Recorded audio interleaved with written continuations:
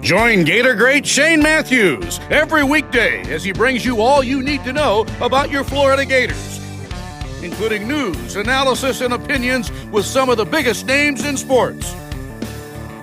Find us on Spotify, Apple Podcasts, Google Podcasts, or wherever you listen to your favorite podcasts.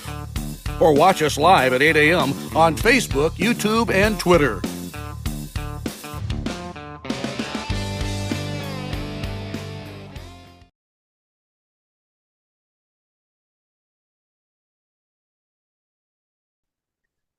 Good morning and welcome to a Monday edition of PodUp with Matthews in the Morning from the Crime Prevention Security System Studios, large enough to serve you, small enough to care.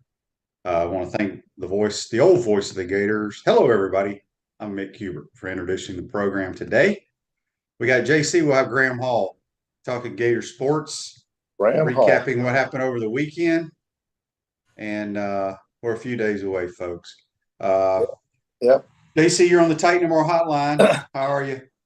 Week 0 in college football is what they call this, the week before the season starts. And I'm doing great. You know, I tell you, I don't know if I'm doing nearly as well as Victor Hovland, who you picked. Somebody on this show picked Victor Hovland to win. And so he shot the course record 61 yesterday, had 7 birdies on the back 9 to come back from 4 strokes down, shot a 28.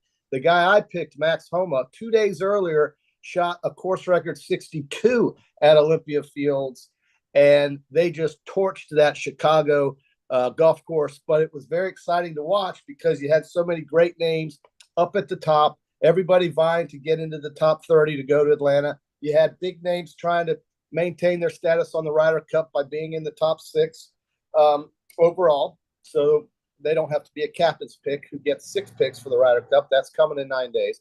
But if you love golf, you had to love the shot making and the precision of Victor Hovland. Not only the shot making of Victor Hovland, but let me tell you something. Matt Fitzpatrick and Scotty Scheffler, 66. hit the ball. I mean, it was ridiculous the way they were hitting the ball on the approach shots, whether it was a par 3 or a par 4 or whatever. I mean, it was phenomenal. It was. I couldn't believe it. It was. Could not believe it. How would you like to shoot 66 and be said, okay, well, thanks for coming? But no, listen, Scheffler is fine. He's going to be 10 under starting next week. He'll be 2 strokes ahead in the final for this tour championship in Atlanta, Georgia.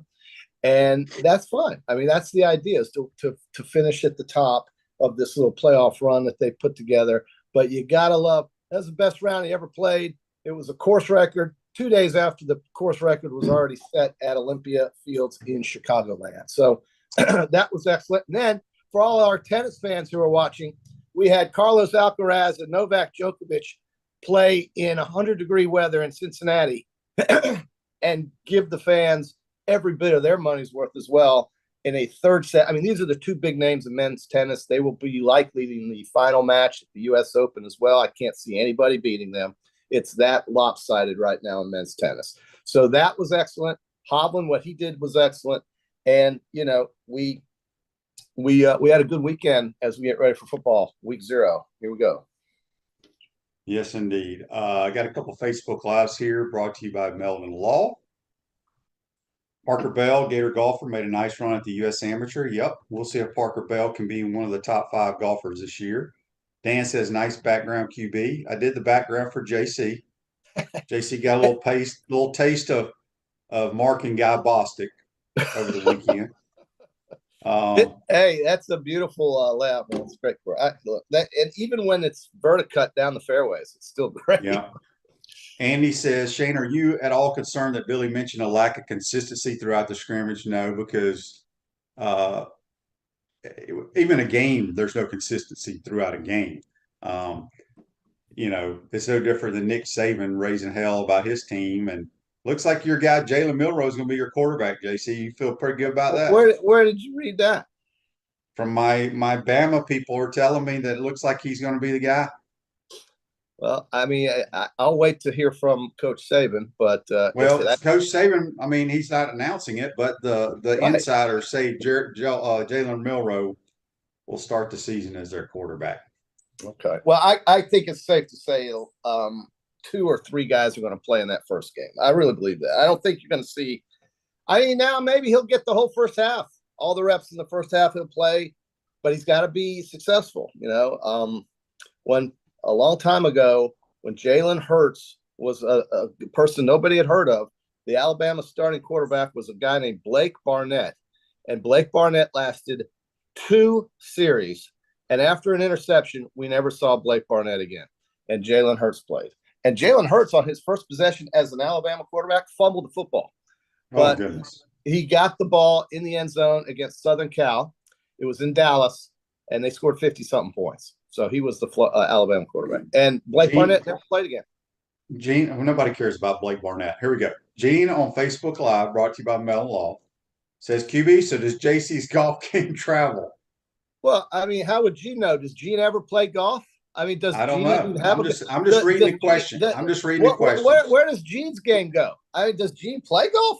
Or does he just show up at these scrambles and fork out a couple $100 to make himself feel good, dress himself up for all the Gene ain't paying to and play then he in the dresses scrambles. himself up for all the Facebook lovers. And then after the Facebook lovers tell him how great he is and all these damn pictures they take at the hole with their 3 buddies there, they call that golf. All right. Well, I mean, anytime, any day, anywhere you want to go. Here's my favorite Facebook Live in quite some time right here from Dan out in Texas. He says, referring to about the quarterback situation in Alabama, he says, JC,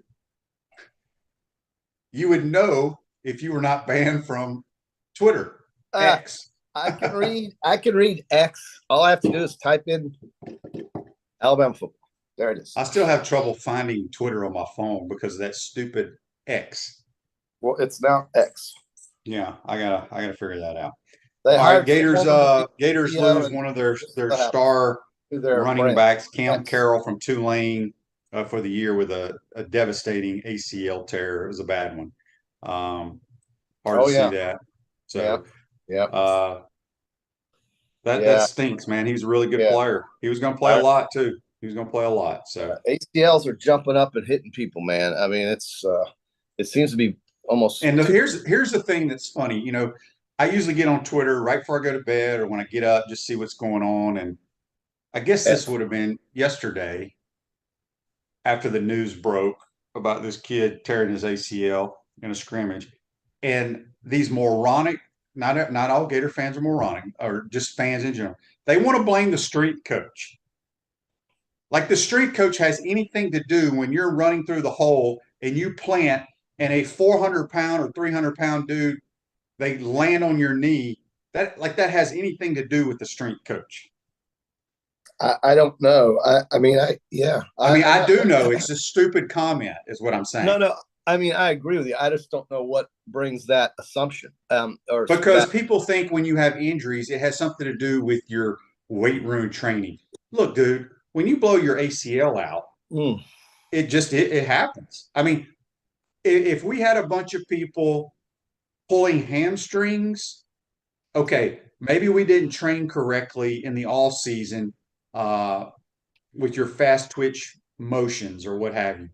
But when you have people break their arm, dislocate this, dislocate that, tear an ACL, it ain't got a damn thing to do with a strength coach. Okay.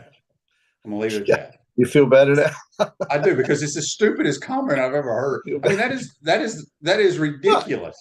Well, we also got to think that I think there's more teams playing on grass than there used to be in the past. And when you talk about turf, it's not that stuff the Gators played on in the 70s anymore. Well, it doesn't matter. We were playing. This has happened on natural grass, JC. Well, it can happen anywhere. You're right. I mean, it can. Yeah, I just think it's those people, but those people have never watched a sporting event or played a sporting event in their life to think the strength coach has anything to do with that. So, okay. It's a fact. I'm sure the strength coach is very pleased with you right now this morning, QB, defending. It could be. I mean, look, I'm not a big strength coach guy because I never lifted or did any of that stuff. I wasn't required. And I wish I would have a little bit. Maybe. But it's the stupidest thing I've ever heard in my life. Well, Yeah, it's just so unfortunate. Same thing with that edge rusher that was hurt, and ACLs just I don't know what it is, man. It's just they're popping up these days. It's too bad. By the way, I want to shout out to my mother, 82 years old today. Happy birthday to Nat. My Nat. Did she shoot her age on? Did she shoot her age at Mark Bostic? Natalie is 82, August 21st, 1941, and Philadelphia, Pennsylvania was where she was born. Our family is from that area, and on her side. So tonight is a big night at Cheesecake Factory. We're going to have a big time. She's not into the football and the sports. I would have loved to take her over to Spurriers, but it's not going to mean the same thing to her. She would rather see a cheesecake about this big in front of her, believe me, than go look at the ball plays on the wall. I mean, it's too bad. But I'm going to get over there at some point this season, QB. I'm hoping you let me come in and sit with you. Like I have anything to do with it, JC. The no, I mean, open like for when you go, for you, just like they do for everybody else. No, I mean, when you go in there, advisors, whatever you do, and you're just raising hell with all the Gator fans. I hope that's what I do on a regular basis. On the Titanamore text line, Daryl says JC has his Boog Powell hat on. Yeah, Jalen Milrose is Derrick Henry playing quarterback. He looks more like not Derrick Henry. He looks more. What was the guy's name I used to call him all the time? TJ Yeldon. But TJ Yeldon. TJ Yeldon with the big arms. QB. I mean, they're the best record in baseball. It's unbelievable. The Orioles are? Yeah, it's better than the Braves. Maybe I'm wrong. Maybe best record in the American League, QB. And I think I hate the Orioles. I really do. They're not my team. My team is one of the worst teams in the American League. That'd be my Yankees. But you got to acknowledge the 77-47. They're 30 games above 500, and Atlanta is okay. So Atlanta's 4 games above that record with 43 losses. So you're right. Atlanta has the best record overall. Baltimore in the American League. I think that's a surprise. But baseball still got some time left. There's a whole month to go. I mean, this season just goes on and on and on. And by the time we get to the playoffs in October, I'm knee deep into college football. And the NFL. It's unless your team's in the playoffs in baseball, it's almost like who cares. But that's how I feel about it. I'm sure there are others who disagree with that. But QB, did you see where I don't know if you care about this, and I know this isn't focused on Florida, but I don't know how much more we can mention about the Utah game other than the fact that Brandon, the third string guy, is going to start. There's no chance. He is not even taking reps. Cam Rising, he is not starting in this game. I just can't see that happening. So we're going to see that third stringer who has experience for Utah likely start because Brandon Rose hurt himself in a contact scrimmage or contact practice, and Bryson Barnes is going to be your starter. Well, we heard it right here. We had our 9 days. Running back tear his knee out because of contact. Yeah, 9 days before we kick it off, Bryson Barnes, I'm announcing, will be your Utah starting quarterback. Okay. And I think Gator fans will be happy with that. Yeah, well, look, he's got experience. He's played in games. He knows the system. He's not terrible, but he is their third guy for some reason, right? Speaking of that, in Utah and the Pac-12, QB, you know that ESPN offered each school $30 million to sign up for another grant of rights deal. And a professor, and it's assumed to be at Stanford, got with the presidents and did a valuation calculation on what he perceived each school to be worth. And they came back to ESPN with a $50 million counteroffer, and ESPN walked right out the door. And now we see that arrogance and that bad math led to the Pac-12 going bye-bye. And it will. And now it's the Pac-4 after this year. And the only chance they have of survival is if they can get the Mountain West and every team in the Mountain West, all 9 teams, to basically agree to come over and become the Pac-13. And that's it. And you don't pay an exit fee when everybody in the conference leaves at once. That's what the ACC has to do. The problem with the ACC, though, is that they don't know their rights until 2036. I don't see any exit there. But as far as the Mountain West goes, you can get that, turn that into the Pac-12, make it the Pac-13. That's Boise State, San Diego State, Fresno State, all those schools. That'd be a hell of a conference. Silverback Concrete is a family-led team of heavy concrete specialists that build commercial structures with unrivaled quality. Silverback Concrete, you stand on it, we stand by it. We got a bunch of Facebook Lives here, JC. Reggie says, brought to you by Meldon Law. Reggie, the running back. Reggie says, the running back. Shane, we need a drawing for a round of golf with JC. You'd have fun. I'll guarantee you that. Go ahead. Let's draw it up. We may have to do that. We'll have to do some kind of contest to play golf with JC. Reggie, the running back. Yep. This says, Andy wants to know, Shane looks like Trask still has a shot of being the starter. Did you catch any of his games Saturday? I did not. JC, did you watch the Bucks preseason? I did watch a lot of what Trask did in that game. Looked really decisive, looked very confident out there. I think Bowles was very happy with him. I think the team responded, and he didn't make any mistakes, and he threw a nice touchdown pass right in between the two defenders there. Beautiful accuracy, nice precision, nice time. It looked good. He looked really, I think, better than what they may have been expecting. It doesn't mean necessarily anything other than he's going to be Baker Mayfield's backup. That's what's going to happen. But having said that, do we really trust Baker Mayfield the last 17 games? I don't think so. So Kyle Trask can expect at some point, I think, to play in the NFL for the Tampa Bay Bucks. He did fine. I mean, if you pull up his numbers from the game, and it's just a practice game. Let's keep that in mind, just a practice game.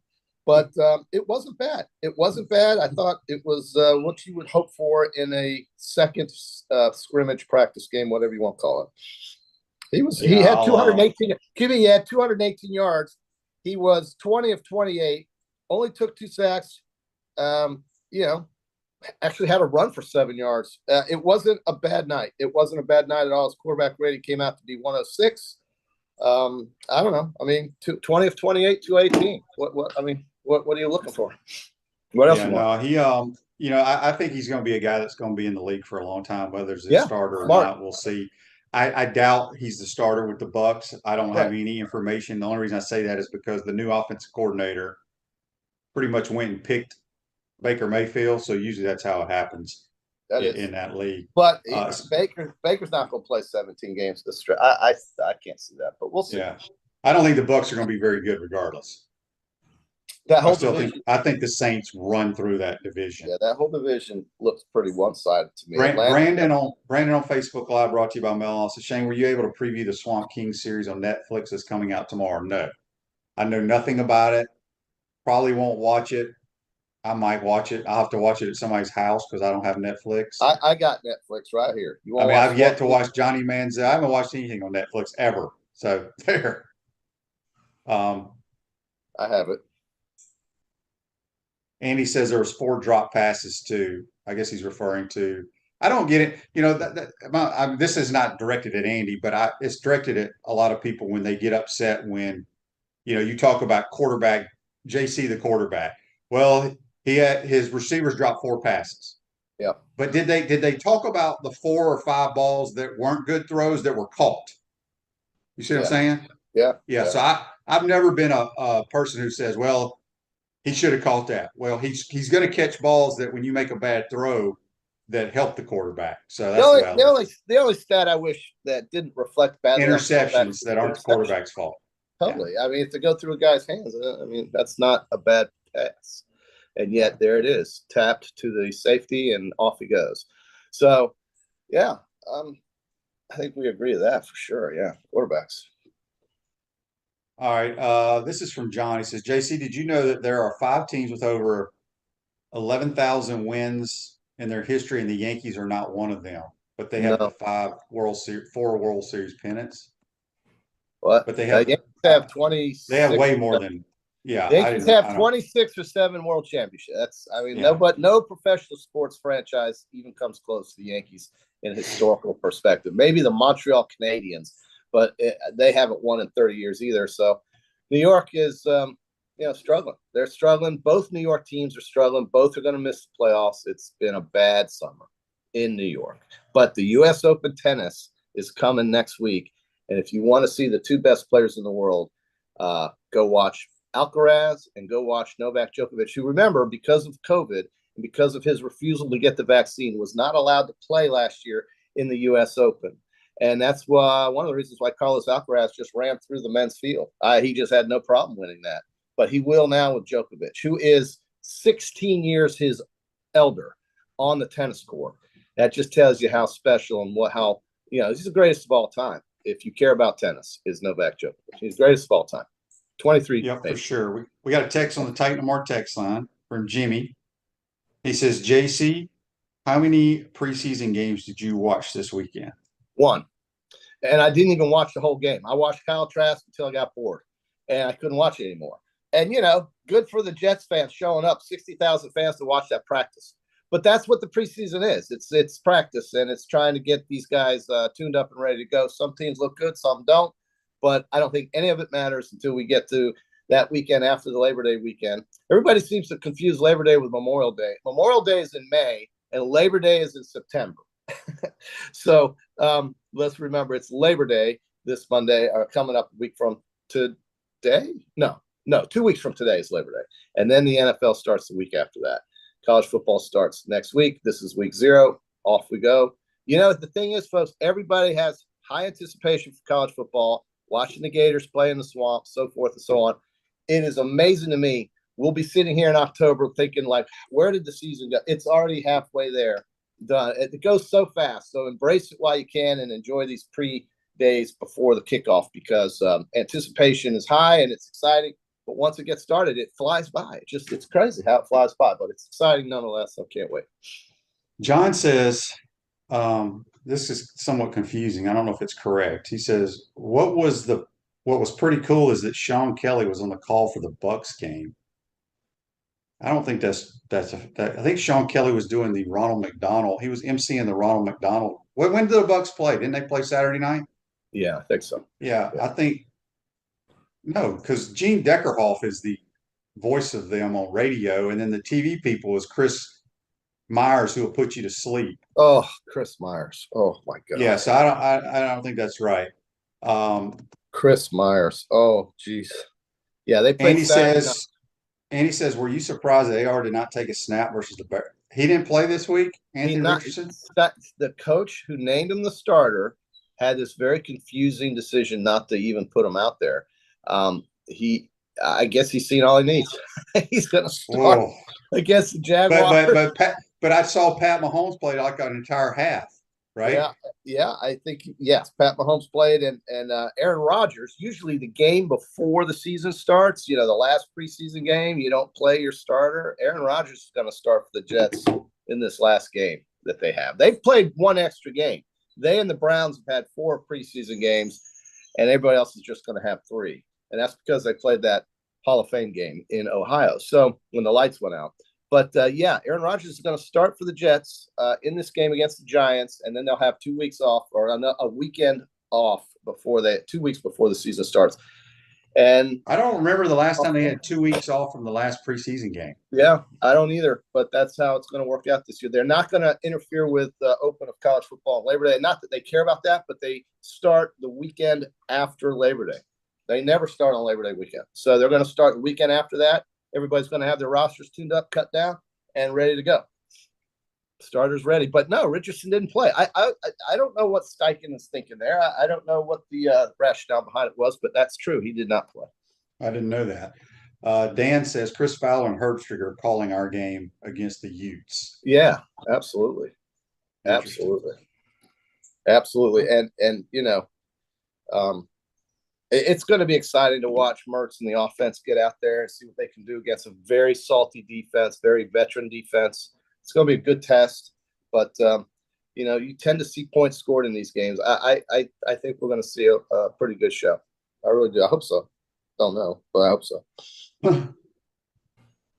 All right, let's get to this day in sports, which is brought to you by Campus USA Credit Union. Put some star power to work in your financial life with Campus USA Credit Union. All right. In 2020, American golfer Scottie Scheffler makes birdie on 4 of his final 5 holes to become the 12th player in PGA Tour history to shoot 59 in the second round of the Northern Trust at TPC Boston. That's brought to you by Campus USA Credit Union. He's such a great ball striker. It's surprising. It's probably one of the most remarkable things you will ever witness if you watch sports. Scottie Scheffler hitting the golf ball. He's as you just said, he's probably the best ball striker maybe him and Rory on tour right now, Yeah, but his fundamentals are so bad. It's that's true. amazing he hits the ball on the club face. He's like Arnie, right? Arnie had a weird swing, never missed the Arnie, ball. it's not his swing, it's his feet. Yeah, I He know is they're not everywhere. stationary when he No, he swings. slides around, and there it goes, 322 yards wherever he wants it. And yeah, he's world number one right now. But my God, what Hovland is capable of doing. We've said this about Victor Hovland. Yeah, he won the Memorial this year, and he's very comfortable playing here. He's an Arizona State guy, is that right? So I Who? think is that right? Is Hovland? Where did he go to school? Oh, Ron went to Okie State. Okie State. Okay, Arizona, Oklahoma, somebody state. Well, Oklahoma State's a powerhouse in golf. Yes, they are. But he's a great player. I mean, he is so capable of doing what he did yesterday, and we saw it happen. But he goes low, man. His scorecard is crazy. That's why you picked him. This is a text from Will. He says, "So JC, if you were an NFL head coach, Will, would you have played Anthony Richardson the other night?" I mean, look, if I'm naming a guy as my starter, I don't know. You got 3 games. Put him in for a series.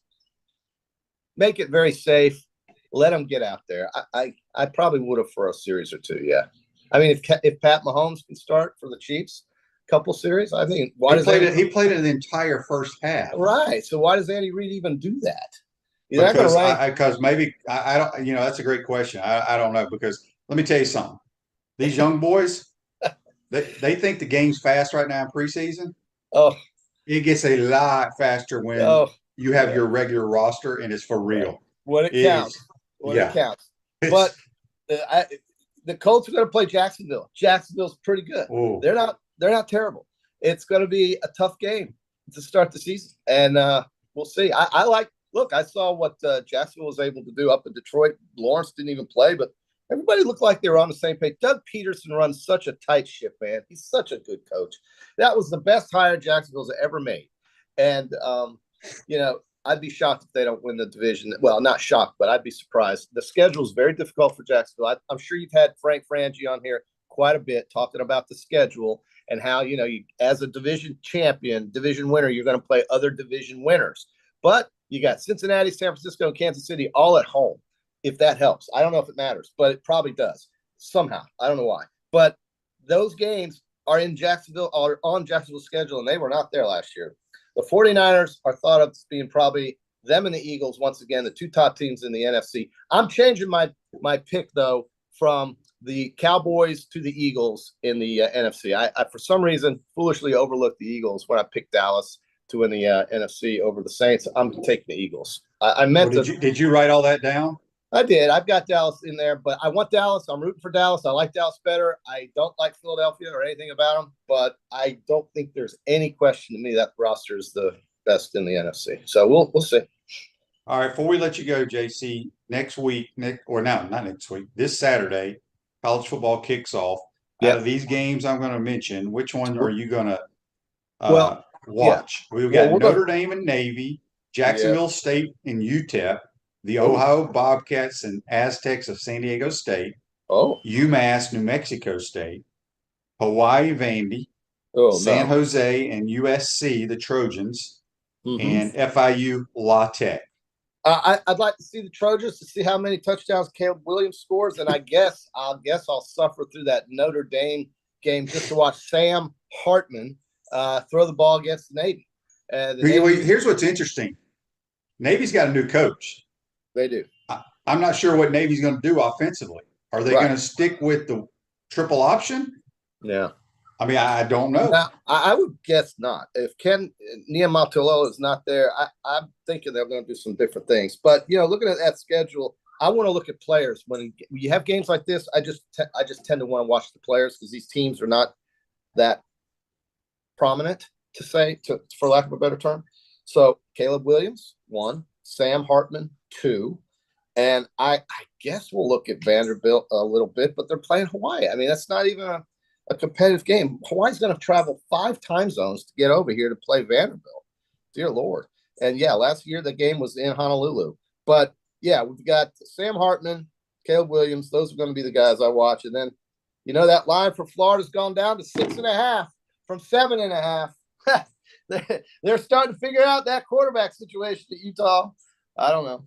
It's a lot of points still. Oh, I'm going to show you guys on Wednesday to look for this, something to look forward to. I've got some tickets from the Beau Rivage that were placed for me, and I'll show you this week's picks that JC legally and responsibly played at the Beau Rivage. And I think you'll be impressed. All right. Well, JC, go practice. Go practice your golf game. We'll talk to you I on played Wednesday. yesterday. I got a little confidence booster yesterday, but boy, that was a rough Saturday. Okay, have fun with that. All right, we're going to talk some Gator sports with Graham Hall. Graham Hall. Appreciate your time. We'll be right back. You're watching and listening to PodUp with Matthews in the morning from the Crime Prevention Security System Studios. We'll be right back. We want to take this moment to thank our sponsors who keep the show going and pay the bills. Our premium sponsors are Crime Prevention Security Systems, large enough to serve you, small enough to care. Titan MRI, Gainesville's only locally owned and operated MRI facility. Meldon Law, the only official injury and accident law attorneys of the Florida Gators. Peaceland Dental, Gator Nation's first choice for dentistry in Port Charlotte. Campus USA Credit Union. QC Kinetics, live pain-free with QC Kinetics. Dave & Buster's, eat, drink, play, and watch. Our gridiron sponsors are Auto ER, UF Bookstores, Silverback Concrete Co., Ruse Ogre State Farm Insurance, Doreen Wibby, Realtor Caldwell Banker, MM Parish. Our touchdown sponsors are Adams Ribs, Gator Dominoes, Celebrate Primary Care, Gator Bait Media, Okido America, Style Cuts, Ironwood Golf Course, Big Mills Cheesesteak, McDonald's of Gainesville, 84 Lumber, Dowling Signs, Baker's Sporting Goods, Silver Cube Billiards and Sports Bar. If you're interested in promoting your business on the show, call Freddie at 352-284-3733. If you like what we're doing here, make sure to follow us and support the businesses that support us. Attention all Gator fans, Meldon Law is giving away a chance to experience the Florida-Georgia game like never before. 2-night stay at the Hilton on the River, dinner at Ruth Chris Steakhouse, 2 premium tickets to the game, and a football signed by Coach Billy Napier, and much more. Go to the Meldon Law Facebook page and look for the VIP experience for 2. Good luck and go Gators!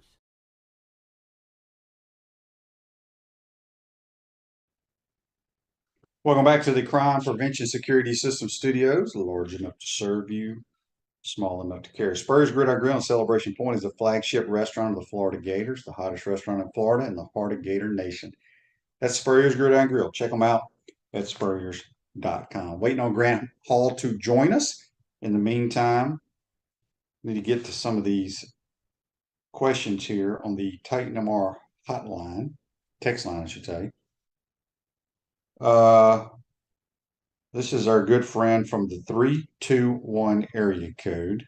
He says, how many minutes have we talked golf and tennis? We're going to talk a lot of golf on my program. That will always happen. I think golf's the greatest sport in the world. Anybody wants to argue with me, I'll be happy to argue with you. It's the only sport in the world that you can make fair, and you have rules that you play by. You don't have some damn judge when you do a back handspring off of the pommel horse or whatever judging you. You don't have a holding call bringing back a touchdown when holding can be called on every play. You have rules. You play by the rules. You golf your ball. You golf your ball and you put a score in. It is what it is. There's no other sport like it. We're going to go to the Titan MR hotline now. We're going to be joined by Graham Hall, who is one of the best in the business covering the mighty Gators. Good morning, Graham. Are you there, my man? I am here, man. So I'm a little bit late. That's all right. That's coming all right. back. You're busy. You're a bit. You still haven't gotten a haircut. I see. I plan on it, man. I just went to a wedding this weekend, and everyone said it to me that I'm missing out on getting a haircut. But it's going to happen this week. I promise. Before I got to Salt Lake City, so. Well, I think you should just go the entire year without a haircut. Man, some of these guys out here, man, who don't have hair, I don't want to make them feel too bad. I mean, Billy Napier still has the choice of growing that thing back out if he wants, but some of the other guys on the beat, I don't want to make them feel too bad. That's funny. That's funny. Let me ask you this. Oh, so when you play golf, are you a visor or hat guy? I'm usually like let it sweat down my face type guy, honestly. I need to Oh, start wearing a hat more. I feel like wearing a hat kind of sometimes messes with my game a little bit. I don't know. well, I Maybe was going to ask, that's did you have to like purchase larger size hats? Because like, I- you know, because if you were playing football right now, you'd have to go up a size on your helmet.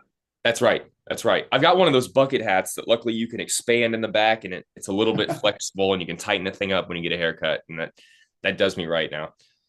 All right, Graham, let's talk Mighty Gators. Obviously, Absolutely. some bad news coming out of the scrimmage on Friday. Cam Carroll goes down with a season-ending ACL tear. Obviously, he's not one of the top two running backs, but a kid who had a lot of success at Tulane. This staff was counting on him. Just a devastating injury. Yeah, absolutely. And from a depth standpoint, I think it makes things a little bit more difficult because ideally, go back to last year, Florida had Montrell and Trevor Etienne, but don't forget that they had a pair of veterans and Naquan Wright, a guy coming back from an injury in his own right, and Lorenzo Lingard, which, those are veterans that, if anything, they're going to push the rest of the group. And as a coaching staff, you just feel comfortable having experienced guys. Now behind Montrell and Trevor, you have a true freshman in Trayon Webb, and then you have a JUCO transfer in Jacoby Jackson, a guy who got here in May. I don't know how much you can reasonably expect those two guys to contribute this season. I mean, if Trevor Etienne, he had a great freshman year without having a fall camp last year. That is still incredible, or without having a spring camp, excuse me.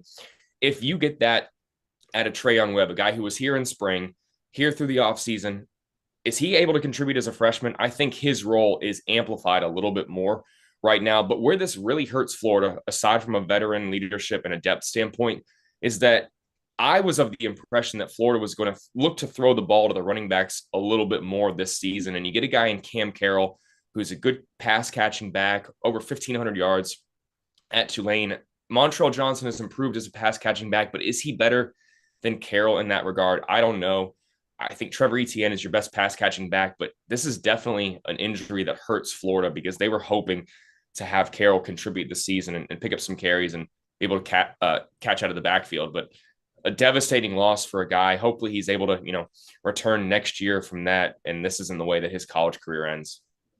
Yeah, and I think he was going to be a big part in some capacity on special teams too. But it's sad, man. Anytime somebody goes down, it bothers me. We got a text on the Titan of Mark text line from Jim in Charleston, South Carolina.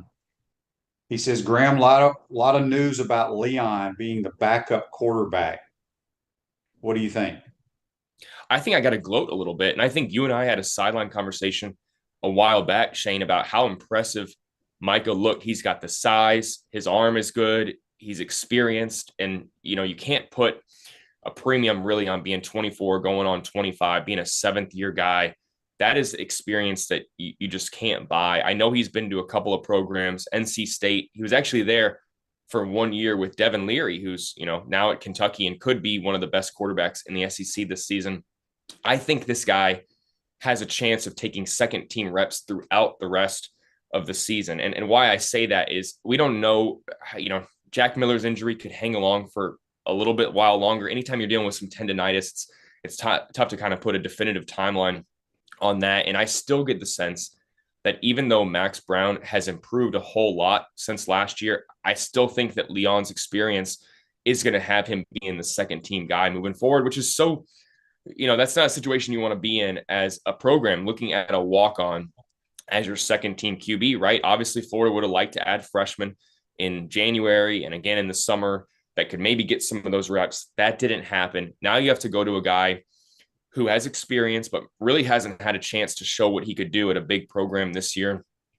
I think that if this is a guy who's able to contribute in any capacity, whether it's a practice aspect or maybe he gives you a few, snaps in game if it's late in the game and you got to make sure that you have someone out there that you trust, I could see him filling a role. And if that's the case, you get a walk-on who can give you meaningful minutes.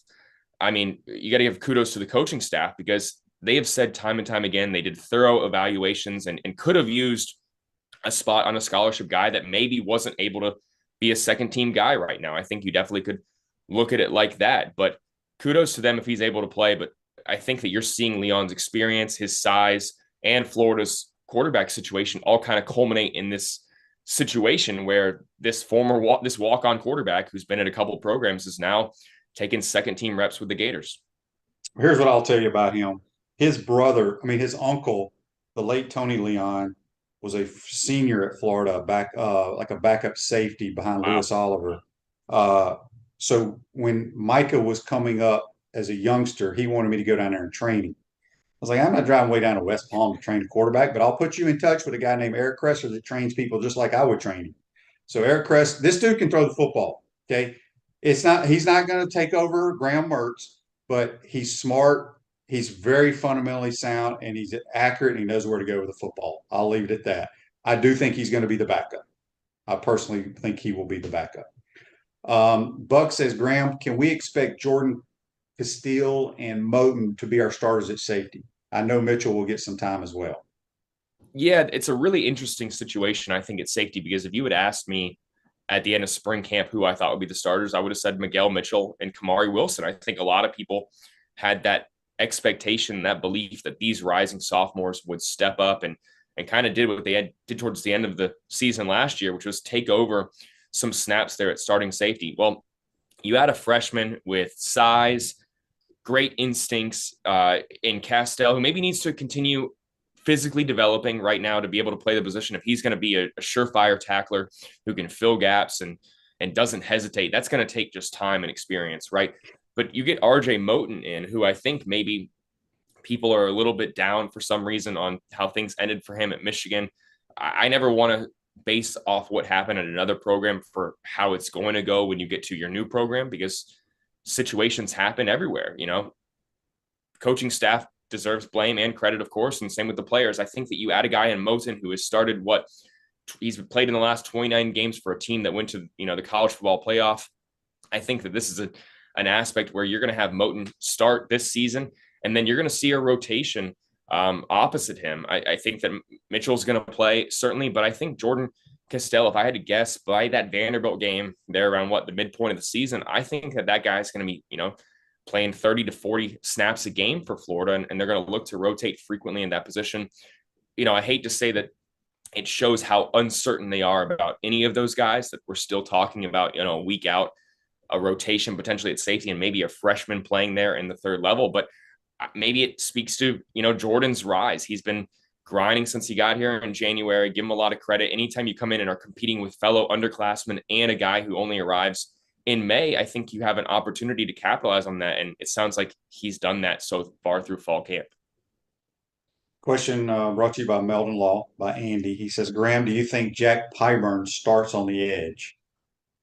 I don't think he starts. I think that Florida ends up starting Tyreek Sapp, and then Princely Umanmielon's going to play that Jack linebacker position. I know that's not one that Florida really, has listed on their chart, but, I think Princely's going to play that, but you're going to see a ton of Jack Pyburn. Tyreek Sapp is a little bit heavier than him. He moves really well, has the ability to kind of play a couple other positions, while Pyburn's really been cemented there at that edge spot right now. I think that Pyburn's going to play a good bit, though. And Shane, you've seen this more than me. Pyburn is an aggressive, physical tackler. He's smart. He knows what he's doing. He plays within the play call. He is a guy that you want to see on the field, and he's going to push everyone around him to continue doing their job the right way, fill their roles, because if they don't, Pyburn's going to be on the field. Sapp moving to that room, playing that F spot in the middle of fall camp due to the injury to Justice Boone, I think makes things a little bit interesting. But I think that Pyburn is going to play a whole lot with Sapp there at that edge spot. Quick text on the Titanmore text line. Jason from Pensacola, isn't Leon the walk-on QB that played at IMG, or is that a younger QB we picked up? It's a younger QB. It's Parker Lysel. Yeah. Parker Lysel. Yeah, he's from out in Omaha, Nebraska. Reggie says on Facebook Live, it's his understanding that the team is leaving Tuesday for Utah. Well, I hope not, Reggie, because I'm on the plane and I was told it was Wednesday. Maybe they're wanting to leave me behind. They're ditching you. This is a rough way to find out, man. That's cruel. Yeah, no, they're leaving next Wednesday. They're leaving the day before the game. Normal road trip. Road trip. We had a couple questions here about your thoughts of the front seven, and I want to get it too, because, to me, I think that's the step this team has to make to win as many games as I'm predicting them to win. It's got to be the front seven has to play much better. Your thoughts? Absolutely. It starts with the interior of the defensive line. Look at the transfer additions from last season, last December, getting Cam Jackson, Caleb Banks, in there. I right now believe both of those guys are going to start, and you're going to see Desmond Watson and Chris McClellan backing them up. And that's 4 guys right there that the coaching staff loves. And no disrespect to anyone on the roster from last season, but last year they really were only certain that Javon Dexter Sr. was going to play an abundance of snaps for that team. Now you have 4 guys there, and you've rebuilt your defense where you have Princely able to fill in voids there at that jack spot. You've got Pyburn, who's going to be able to rush the passer as well. You got Tyreek Sapp, who has the ability to play multiple spots on the defensive line. And then the linebacker spot, maybe some of these have flown under the radar. I don't understand why people were not very elated to get Taraja Mitchell in here. Was it amazing at Ohio State? No, but he's just what you need, right? A guy who's able to lead your underclassmen, maybe bridge that transition from guys with a lot of potential, but yet you're still waiting for a few more things before they're able to play this veteran starting potential captain type role where they're instructing everyone on the field at that Mike spot. Getting Taraja was huge. Getting Manny Nunnery was massive because, I know a lot of people maybe believe that spot's going to end up going to one of the, younger linebackers. Scooby Williams is certainly going to play for this team as well, but you have 2 veteran guys and you lose a 6-year and a 5th-year guy last year in Amari Burney and Ventrell Miller. And then you go out and add 2 guys from the 2018 class in Nunnery and Mitchell. You can't buy experience like that. I think that the front 7 is going to be much improved this season, but the big question, I hate to throw this caveat in there, is with all the questions about the depth, staying healthy is massive because we're going to change our tune real quick here. If Mitchell goes down or you aren't getting even contributions from Nunnery on special teams, or that knee injury for Shamar James ends up hanging over a little bit and he's not fully ready to go by Utah, I think that is going to absolutely have a potential to hinder Florida's revamped front 7, because if everyone is healthy, this team is much better in the first and second level of the defense, in my opinion, this season. I think that you factor in what they return at quarterback as well. It'll be a real shame if Florida's not getting effective pass rush, that they're not able to play as much press coverage as they would like, and some of those guys are looking bad, because I think this interior of the defense is going to look a lot better this season, especially that front 7. Hal has a Facebook Live brought to you by Mellon Law. It says, people are reporting on social media that the team is leaving 1 week early, like this Wednesday. Well, Hal, don't listen to those people. They're incorrect. The Gators will be traveling to Utah next Wednesday, playing the game on Thursday. Yes. Well, I got to say real quick, Napier is kind of behind the scenes laughed at some of these, not to say it won't be a factor, but he's kind of laughed at some of these insinuations that Florida needs to acclimate days in advance, that, it behooves them to get in and get out, right? Especially with this scheduling. Remember what happened to Utah last season? They didn't get out in time. They slept in the airport. That affected their preparation all next week. You don't want any travel hiccups. You don't want any changes to your schedule. They want to be able to prepare in Gainesville for as long as possible.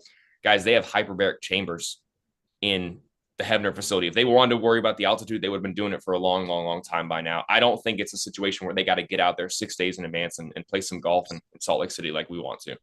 Yeah, that's like I told people, all my years playing the Denver Broncos, nothing changed when you went to Mile High Stadium. Nothing. And the Gators are going, it's a regular road trip. They're leaving the day before the game, and they'll be fine. Because you can't, a doctor told me you have to be out there 2 to 3 weeks for you to get acclimated to it anyway. So, yeah, but they are not. So whoever those people are, Hal, they're wrong.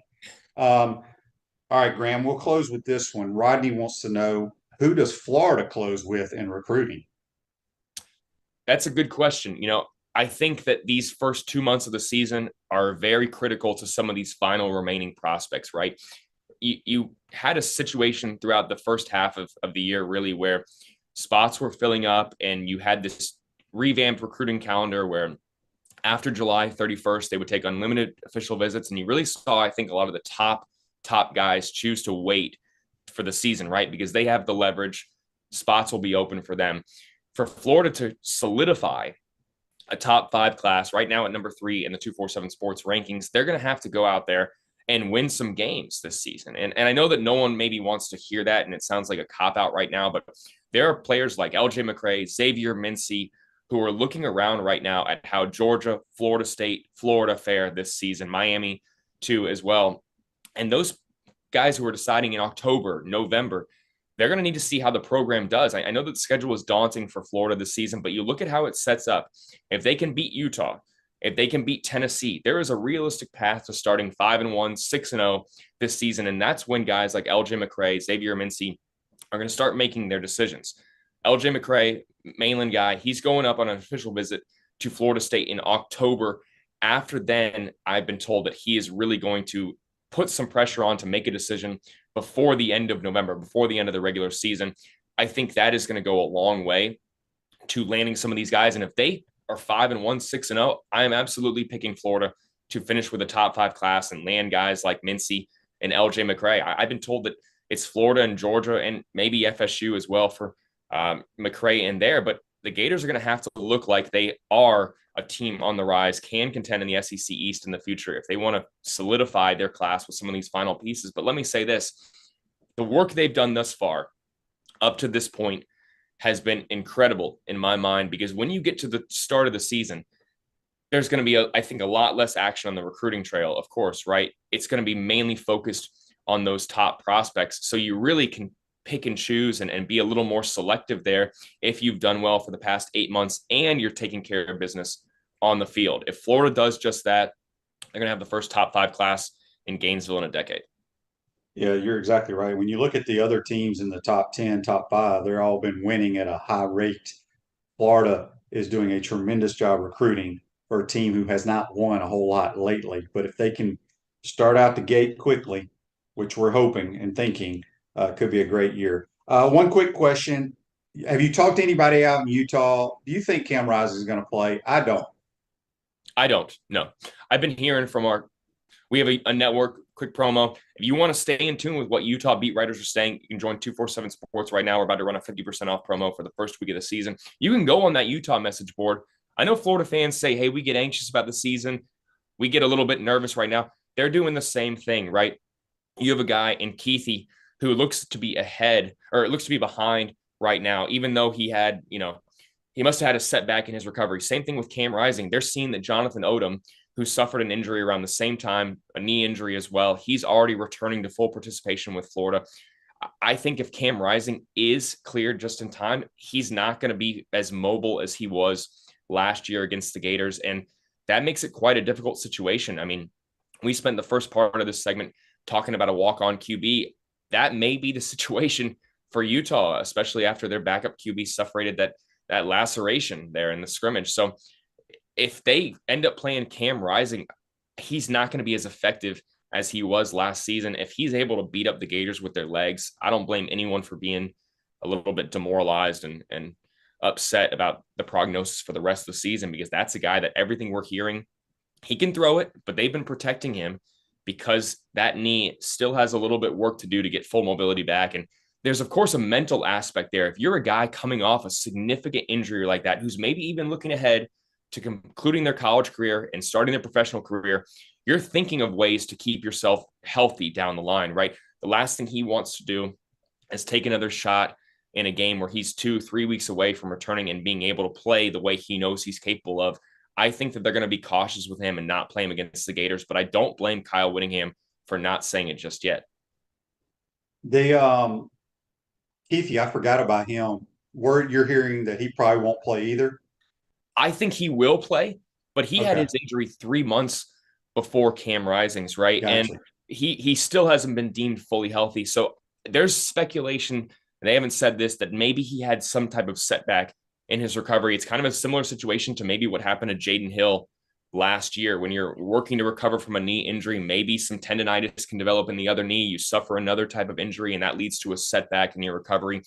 Seeing that Jonathan Odom was able to come back after 9 months, that is huge, because that's not always the case. I know that a lot of people think, oh, ACL injury, he'll be back at this time. It's up to your body. It's up to how you attack your recovery. Not everyone's the same. Putting unrealistic expectations on a guy to return from an injury based on what someone else did from that same injury, that's just going to set someone else up for failure in my mind, because not everyone's the same. So it's a situation where Utah is hoping that 2 of their significant players are fully healthy here with 10 days before the game. Yeah. All right. Before we let you go, give us that special one more time and how they can follow you on Twitter. About to run a 50% off special at 247 Sports. You can follow every site in the network. It's a great deal. After the deal ends, you can sign up for Paramount Plus. You get Paramount Plus with it. Fantastic deal. You can read all of our Gators coverage. You mentioned some of those, the Cam Carroll injury. Jacob Rudner does a fantastic job at being plugged into the UF program. Blake Alderman, fantastic recruiting coverage. You can check out everyone in the network as well to stay in tune with. If you got some other programs that you like, or you want to see what Florida's opponents this season are looking like ahead of the season, you can sign up for 247 Sports right now. It's a great deal in my mind. And you can follow me on Twitter at @GrahamHall_. We'll be posting videos, content all throughout the week as Florida gets ready to go out to Salt Lake City on next Wednesday, not this week. Next Wednesday. That's right. Good stuff, Graham. Appreciate your time, my man. My pleasure. Y'all take care out there. Thanks, Shane. That's Graham Hall. Join us on the Titan Tomorrow Hotline. Ruse Ogre State Farm Office is a team of dedicated insurance professionals ready to have life go right with the right insurance options for you and your family. Visitogreinsurance.com at 352-240-1779. Hope you enjoyed today's program. I want to thank Graham and JC for joining us. Have a great day. See you tomorrow, folks. Take care.